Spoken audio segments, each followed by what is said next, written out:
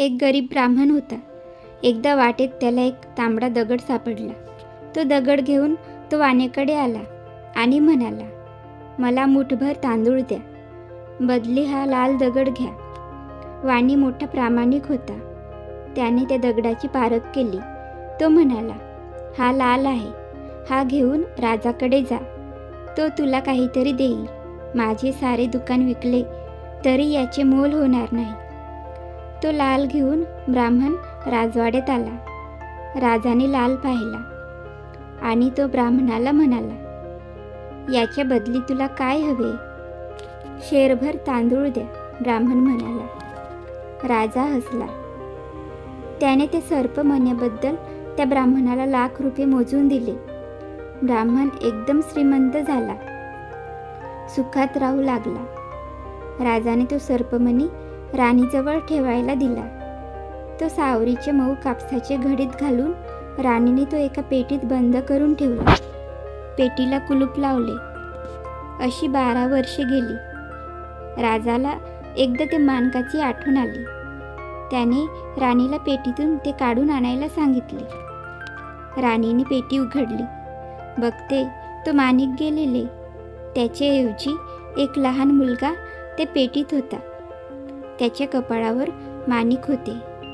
राणीने पेटी बंद केली व कपाळाला हात लावला. पण राजाची निकड वाढली तेव्हा ती पेटी त्याच्यासमोर तिने उघडली.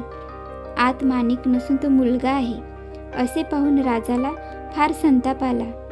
तू कोण? माझी माणिक कुठे आहे?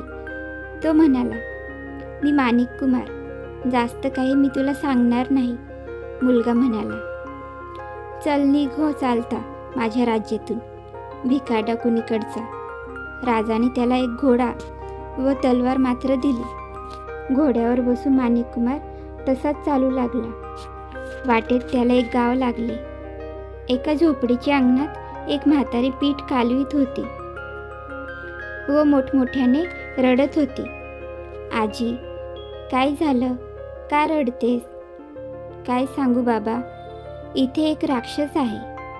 पाळीपाळीने रोज एक माणूस आणि भाकरे तो खातो. आज माझ्या मुलाची पाळी म्हणून मी रडते. रडू नको म्हातारे, तुझ्या मुलाबद्दल मी जाईन, राक्षसाला मारीन तरच खरा. मुळीच घाबरू नको तू. आणि खरोखरच रात्री माणिक कुमार राक्षसाची भाकरी घेऊन घोड्यावरून निघाला. राक्षस त्याला खायला आल्याबरोबर त्याने तलवारीने त्याचे मुंडके तोडले.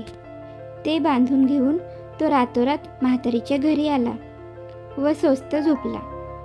सकाळी म्हातारीचा मुलगा ठरल्याप्रमाणे राक्षसाकडे का गेला नाही ते पाहण्याकरता राजाचे शिपाई म्हातारीच्या घरी आले आणि ते म्हणाले, म्हातारे, तुझा मुलगा काल राक्षसाकडे गेला नाही, आता राक्षस साऱ्यांना छळील ना? म्हातारी हसत म्हणाली, राक्षस कालच मेला. हे पहा त्याचे मुंडके, ज्याने मारले तो राजपुत्र पहा, इथेच झोपला आहे. शिपाई बघतात तर खरंच राक्षस मेलेला. ही वर्दी लगेच राजाकडे गेली. राजा म्हणाला, त्या शूर तरुणाला आणा इकडे. लगेच माणिक कुमाराला राजाचे पुढे उभे करण्यात आले. राजा प्रधानाकडे वळून म्हणाला, याला काय बक्षीस द्यायचे? अर्धे राज्य आणि मुलगी, प्रधान म्हणाला. लगेच राजकन्येबरोबर माणिक कुमाराचे लग्न लागले. अर्धे राज्य त्याला मिळाले. सुखात संसाराला सुरुवात झाली.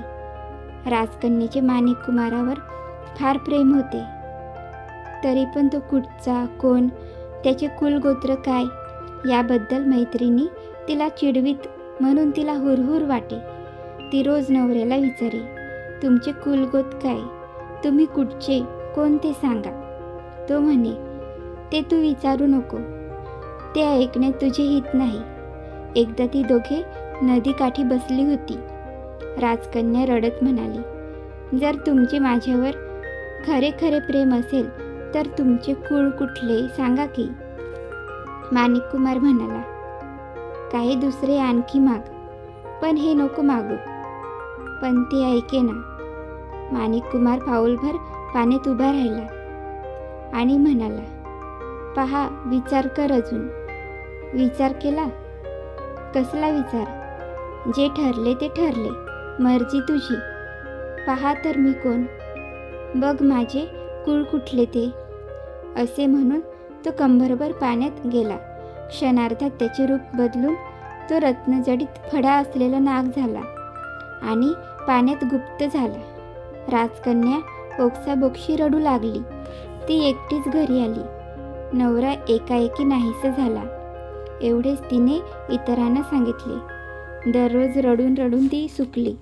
सतत 12 वर्षे जो कुणी येईल त्याला ती नवऱ्याबद्दल विचारे, पण कुणालाच त्याची माहिती नव्हती. एकदा काय झाले, एक नाचणारी कलावंतीन राजकन्येकडे आली. ती म्हणाली, काय सांगू बाई, काल रात्री नदीकाठच्या मोठ्या झाडाखाली एक चमत्कार मी पाहिला. मी रात्री तिथेच मुक्कामाला होते, झोपले होते, पण एकाएकी उजेड पडला आणि जागी झाले. सूर्य नव्हता, चंद्र पण नव्हता, प्रकाश हिऱ्याचा होता. एका झाडूवाल्याने जमिनीला भोग पाडले आणि तो त्याच्यातून वर आला. त्याच्या हातात होता तो हिरा. तो जमिनीवर ठेवून त्याने जागा झाडून काढली. मग दुसरा माणूस जमिनीतून वर आला. त्याने सडा घातला. मग तिसरा आला. त्याने तिथे गालीचा अंथरला. मग आणखी माणसे आली, नाचणारी आणि गाणारी. मागाहून राजा आला. किती सुंदर होता तो. त्याच्या कपाळावर माणिक कसे चमचमत होते. त्याच्या पुढे ते सेवक नाचले. त्यांनी वाद्य वाजवली. थोड्या वेळाने ते सारे आले तसे त्या विवरात शिरले आणि नाहीसे झाले. असे मी बाई कुठे ऐकले नव्हते. हे ऐकू राजकन्येच्या मनात माणिक कुमाराबद्दल आशा उत्पन्न झाली. तिने कलावंतिनीशी मैत्री केली. मला चल घेऊन तिथे, कदाचित तोच माझा माणिक कुमार असेल, ती म्हणाली. मग रात्री दोघी दुसऱ्या झाडा आडून पाहत राहिल्या. कलावंतिनीने म्हटले होते तसेच झाले. इतके नाचणे गाणे होत होते, तरीही माणिक कुमारांचा चेहरा उदास होता, फिक्का पडला होता. कलावंतिनीला एक कल्पना सुचली. ती म्हणाली, या पुरुषांपेक्षा बाई नाचली तर राजेसाहेब खुश होतील. शिकवशील मला नाचायला? हो, आजपासूनच. लगेच राजकन्या नृत्याचे धडे घेऊ लागली. रोज रात्री ती थांबून माणिक कुमाराला डोळे भरून पाही. सकाळी घरी येई, दिवसभर नृत्य करी. असे काही महिने गेले. राजकन्या नृत्यात तरबेज झाली. एक दिवस ती राजापुढे गेली आणि म्हणाली, महाराज, मी दाखवू तुम्हाला नाचून? दाखवा की, माणिक कुमार म्हणाला. राजकन्येने बहारीचे नृत्य केले आणि माणिक कुमार प्रसन्न झाला. किती सुंदर नाचलीस बाई तू. काय हवे ते माग, देईन मी. खरेच द्याल? हो.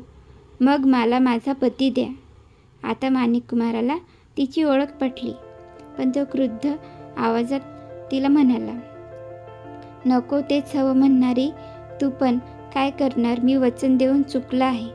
धर आपल्या नवऱ्याचा हात आणि या वर्तुळाच्या बाहेर ने त्याला. मात्र मागचे सारखा मूर्खपणा करू नकोस. त्याचे गुपित फोडू नकोस. राजकन्येने त्याचा हात धरला. त्याला त्या सारवलेल्या वर्तुळाच्या बाहेर आणले. नवरा बायकोची भेट झाली. दोघे सुखात राहू लागले. तुम्हाला ही कथा आवडली तर लाईक करा, कमेंट करा आणि अशाच नवीन नवीन गोष्टी ऐकण्यासाठी चॅनलला सबस्क्राईब करा. धन्यवाद.